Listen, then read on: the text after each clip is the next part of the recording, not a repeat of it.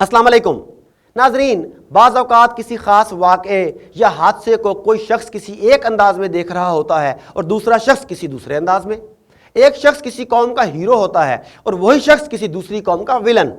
مثلا ٹیپو سلطان مسلمانان ہند کے لیے ہیرو اور غاصب انگریزوں کے لیے ویلن کی حیثیت رکھتا ہے۔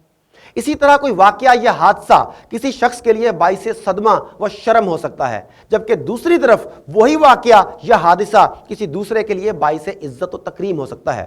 اس کی ایک مثال ملا عمر تھے، جو ایک دلیر، جری اور بہادر مجاہد تھے۔ انہوں نے 17 سال کی عمر میں روس کے خلاف جہاد کا آغاز کیا۔ دوران جہاد ان کی ایک آنکھ کام آ گئی۔ انہوں نے اس کمی کو جہاد کی راہ میں رکاوٹ نہ بننے دیا اور اعلاء کلمت الحق کے لیے ہتھیار اٹھائے رکھے۔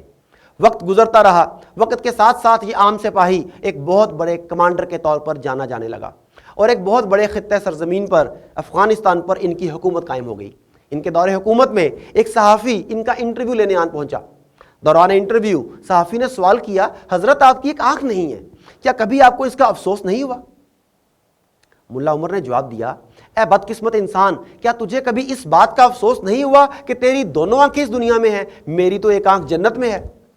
ناظرین، جس انداز سے آپ واقعات کو دیکھتے ہیں وہ اس کی شدت کو بدل ڈالتا ہے۔